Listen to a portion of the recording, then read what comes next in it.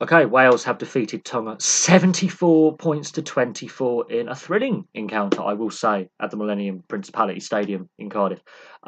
It started off ominously for Tonga with the yellow card and the penalty try.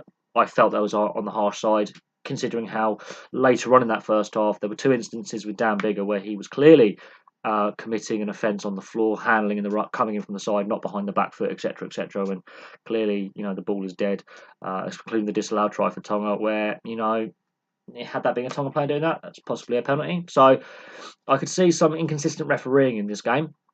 However, yeah, Dan Biggar gets a try, Liam Williams gets his first try, Dan Biggar gets a penalty. It ends up being 24-3 halfway through the first half. At this point, the Tongan lineout is misfiring.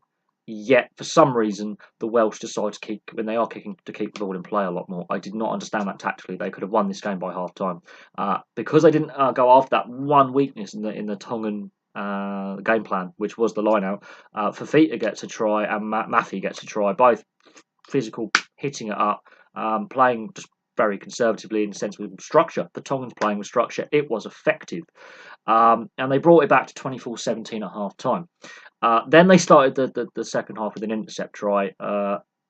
This is where all these changes, where you have very few regular players in, a lot of fringe players in. This is what happens. Really, really poor set play. It was clearly compromised. The Tongans had read it. They knew what was happening. They knew it was going to be first receiver. And Vinny Lanu reads it. And that's on Dan Biggar calling that and carrying on, knowing that he's actually in line, seeing it. Dan Biggar, as the fly half, is calling that set play. He should have called it off, made the call, just take the contact or chip ahead or whatever. They decide with the pass, and it's a great intercept try and a fully deserved try because Tonga were on top at that point. They had been winning the physical battle. They'd been winning the structured game. They were winning the breakdown. There weren't a lot of handling errors. The Tongans were just keeping it tight and sensible, which did surprise me, but it was being effective. It's showing the development in the Pacific Islanders game. It's been showing their development. Years past, they were just throwing it around and just gone playing seven style. They were very structured today. But that was the last points they scored. After 42 minutes, it's all Wales.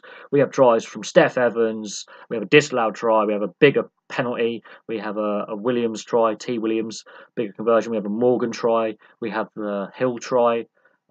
The Aled Davis try is the best try of the lot with the support runners, and then about 4 or 5 offloads in there. Liam Williams and Aled Davis are all actually involved in the offload process. They're involved in several phases, and they're very quick back up on their feet. Brilliant try. That is a textbook try that any young rugby player should be watching, be it league or union. Always support the ball carrier. Be a support runner. Maybe have 2 or 3 support runners. That's what either code of rugby. Offloads are important. Rugby league is very important, actually, to break the game line. So if you're a player of either code, that is the try to watch on a highlights reel on YouTube. I suggest you just type in Aled Davis try versus Tonga 2018. Someone's going to, but it's bound to put that up on the internet.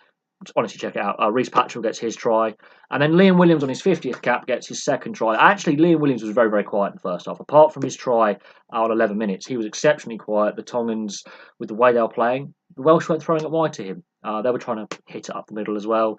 They weren't. They're more going down their left. A lot of their tries came down their left, not their right.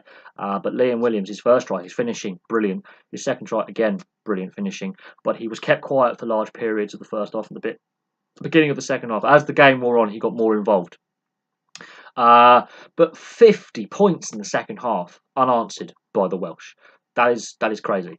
It's very similar to the Scotland-Fiji game last week, where very close at half time. Some sloppy defending by the Welsh, letting the intensity levels drop, which again comes with a lot of changes. But the players that were selected fully justified their selection today. They've backed up that Australia win with a thumping, on the scoreline at least, win against Tonga, but it's also the way that they played in the second half. They were losing the contact, they were losing the breakdown, they were losing on the mental side of the game, and then the Steph Evans try woke them up.